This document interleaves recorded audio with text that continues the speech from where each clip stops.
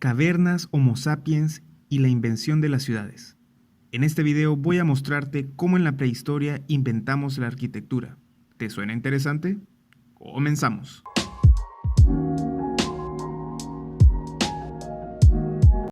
La arquitectura prehistórica se refiere a un conjunto de construcciones de piedra que son las primeras formas de construcción del hombre durante la Edad de Piedra. Entre el período paleolítico al mesolítico no hay construcciones significativas porque los humanos eran nómadas y vivían en cuevas que encontraban mientras cazaban, pescaban o recogían su alimento. Es en el neolítico, cuando los antiguos humanos llegaban a una zona llena de animales para cazar y mucha vegetación comestible, que establecían campamentos temporales, que poco a poco fueron evolucionando a poblados dedicados a la agricultura y ganadería. Se conocen de este periodo dos tipos de construcciones, megalíticas y ciclópeas. La principal función de estas construcciones fue religiosa o funeraria y de protección. Existen varios tipos de construcciones megalíticas de acuerdo a su composición: monolito, menhir, dolmen, taula, entre otros. Quizás el más famoso sea Stonehenge, pero antes de hablarte de Stonehenge, te cuento sobre una construcción aún más antigua. Ubicado en el sureste de Turquía, Göbekli Tepe, de 11.000 años de antigüedad, es considerado el templo más antiguo del mundo, superando a Stonehenge de Inglaterra y las pirámides egipcias. Repartido en 8 hectáreas, es un montículo artificial que alberga una serie de estructuras circulares hundidas adornadas con tallas de piedra caliza en forma de T de hasta 5 metros de alto. Por la falta de evidencia que las personas vivieron de manera permanente en la colina, se cree que el Göbekli Tepe fue un lugar de culto.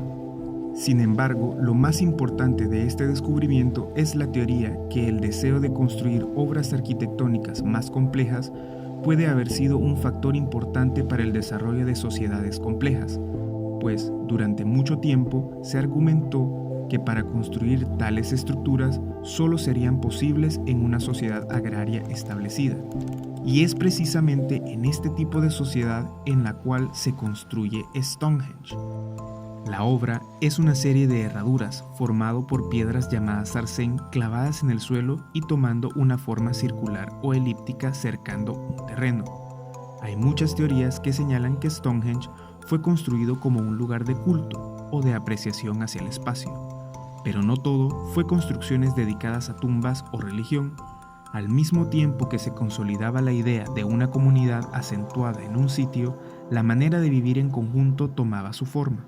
Uno de estos asentamientos mejor conservados es Skara Brae, en el actual Reino Unido. Estaba formado por 10 casas agrupadas de aproximadamente 40 metros cuadrados. Eran cada una básicamente una gran habitación cuadrada con un gran hogar utilizado para cocinar y como calefacción, 2 habitaciones para dormir, muebles y pequeños depósitos en el suelo. Sin embargo, esta idea de viviendas en conjunto fue mejorada y así se formarían las primeras ciudades. Descubierta a finales de los años 1950 en la actual Turquía, se creó la primera ciudad de la que tenemos constancia, Çatalhöyük. En su momento llegó a cubrir hasta 13 hectáreas. Sus viviendas se construían con una pared común entre 2 casas, algunas de hasta 20 pulgadas de espesor, hechas de adobe y vigas de madera. Sin calles ni pasajes, el acceso a las viviendas se hacía por el tejado utilizando escaleras que iban de un nivel a otro. De esta forma, las casas carecen de puerta propia y el espacio público se desarrollaba en las azoteas, mientras que los muertos se enterraban en los suelos de sus casas. Mesopotamia, la antigua región del Mediterráneo oriental, hoy en día se ubica en territorio de Irak, Irán, Siria y Turquía. Es donde sucede la vida de las ciudades sumerias en torno al templo, ya que éste dominaba la política, la economía y por supuesto la religión de la ciudad. La ciudad de Uruk, según muchos estudiosos, fue la primera ciudad de la historia con una administración eficaz, una religión organizada y una arquitectura pública. Llegó a cubrir aproximadamente 10 hectáreas y contó con unos 50.000 habitantes. Alrededor de sus edificios religiosos, conocidos como zigurat, existían núcleos administrativos, talleres artesanales y casas, todo rodeado por un amplio anillo agrícola. Quizás la ciudad más mencionada de Mesopotamia es Babilonia, La versión más antigua de la ciudad fue destruida, por lo que no conocemos su forma. Luego fue reconstruida y en el siglo VII a.C. se convirtió en la mayor ciudad de Mesopotamia con una extensión cercana a las 850 hectáreas y 500.000 habitantes.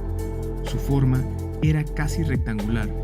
En esencia, Babilonia era una sucesión de recintos amurallados unos dentro de otros, formados por ángulos rectos y en los que incluso las viviendas reproducían en pequeño, con sus muros escalonados y sus patios interiores, las formas de los templos y los palacios. La ciudad interior estaba dividida en 10 grandes manzanas, protegida por muros de 7 metros de altura y dividida en 2 zonas de área desigual por el río Éufrates.